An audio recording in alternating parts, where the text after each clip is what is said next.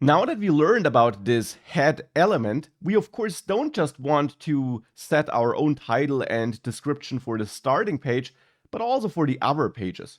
And feel free to do this on your own, of course, with your titles and descriptions of your choice. I will start here with events index.js, and then here in the fragment, maybe here, add this head component, and of course therefore also import it. So import head from next head like this. And then here, since this lists all events, I will give it a title of all events, and I'll keep this description text. Of course, we could use a different one, but I'll keep that. Copy this again, go to the event ID page for a single event, and here I then also add this in my fragment and add the import head from next head like this. And with that, again, fine-tune this.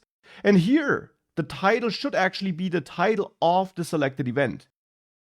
Now, the great thing is, since we use that in our regular page component JSX code, we can, of course, also inject dynamic content here.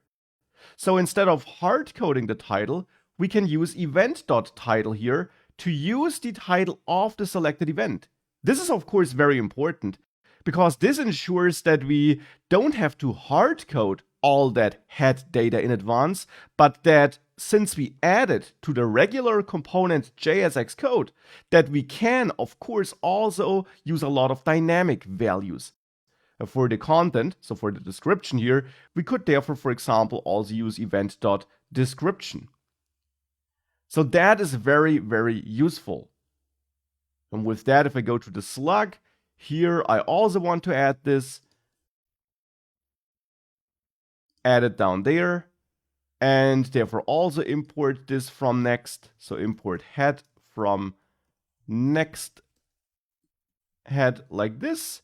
And also set a title and a description here. So here I'll say filtered events.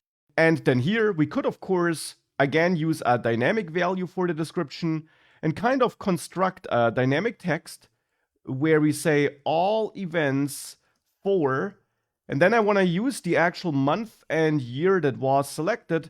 So I'll just output for num month slash num year.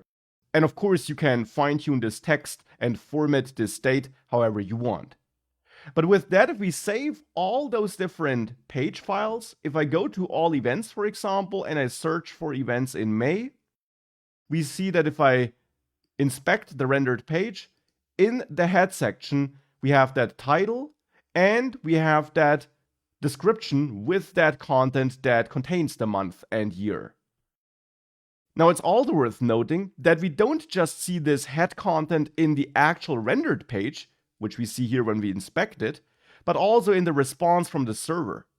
If we go back to the starting page, if we reload this page and we then view the page source, so that we now fetched a brand new page from the server, we also find the title in here and we also find the description in here. So that is really part of the response, which is important because that means that search engines will see it. Now you might notice though that if you filter for events, if we set a filter here and we find our events, here if we reload this page, in the page source we don't see the title and the description. And that's not a bug, but it has a simple reason.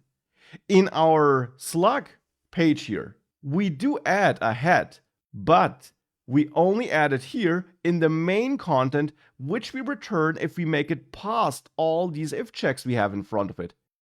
Now, if we make it into one of those if checks to show the loading text, or to show this error, or to show another error, then we didn't add head here.